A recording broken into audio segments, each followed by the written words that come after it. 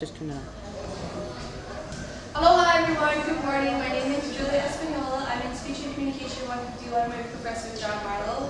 And today I will be giving you a formal informative speech based on oceans filled with plastic, the cure. So before I start my presentation, I wanted to let you guys know why I chose this topic. I think being born and raised in Hawaii and with oceans being so prevalent in our lives, it's really important for us to be informed and updated about our oceans and what's going on with them, whether it's positive or negative. So in this case, it would be negative.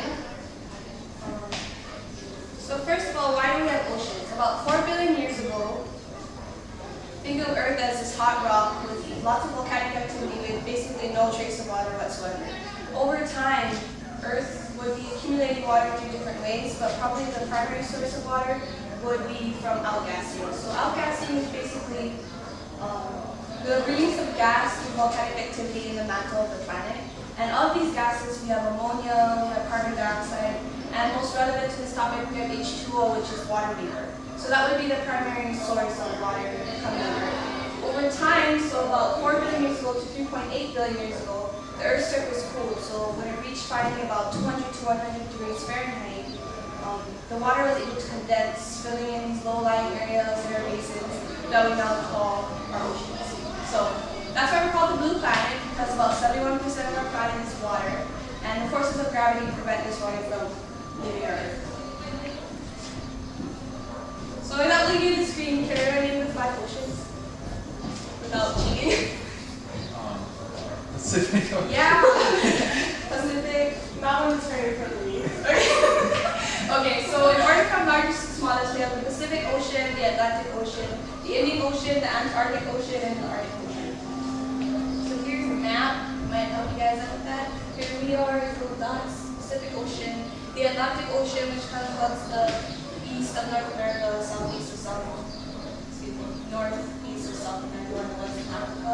We have the Arctic Ocean, which is north of everything, hugging Greenland. We have the Indian Ocean here, on the west of Australia and east of Africa. And then the Southern Ocean, also called the Antarctic Ocean, above Canada. So I just chose one ocean because, there's 5 of them, and I chose to do our beautiful Pacific Ocean. There's a label here, but I guess it's not showing up. This is the largest ocean on our Earth, and probably the one we're most familiar with.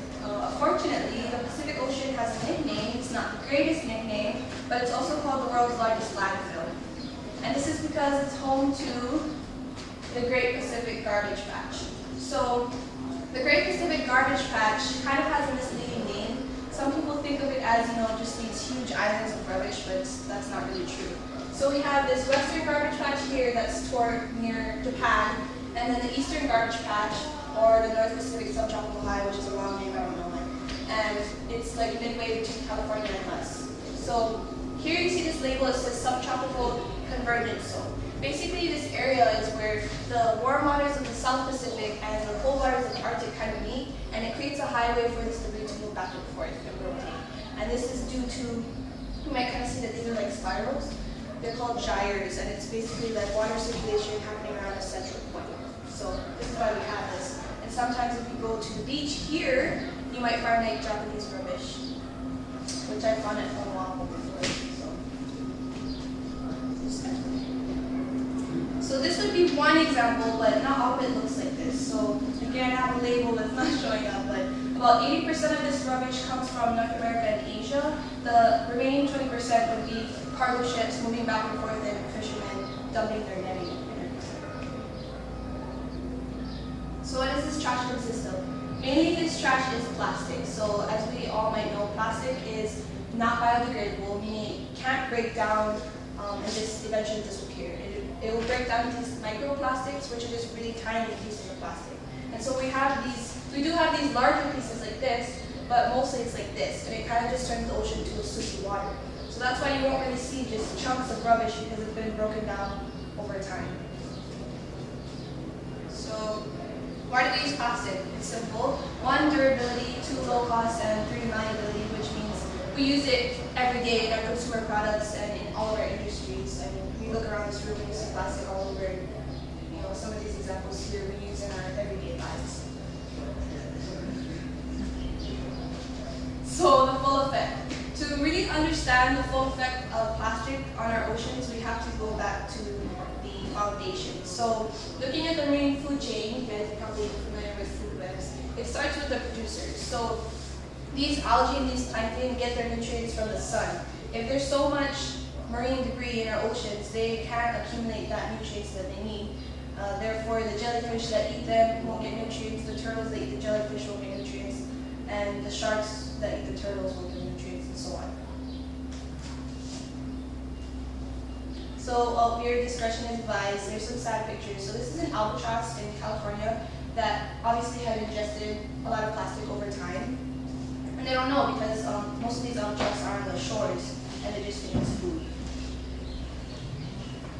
And here's a picture of a turtle, which might give us home a little more. They, a lot of the plastic debris can be netting, and so they get entangled in these nets, and it leads to a problem called ghost fishing. So this is our Hawaiian mud seal, and they're helping him, but ghost fishing is basically when we have all this discarded netting, and they're being fished, but no one's really fishing them because no one owns the net. He's just getting tangled and dies. So what can we do? Smart. Okay, what can we do? So we can recycle first of all. Secondly, we can use alternatives, so using reusable water bottles like hydro flasks instead of drinking out of plastic water bottles every day. And lunch containers, which are also plastic, but we might use them longer than plastic bags every day. We can volunteer beach cleanups. I know every month they have beach cleanup at Camino, and we can spread the word to each other. So, do you guys have any questions? Okay, thank you for coming.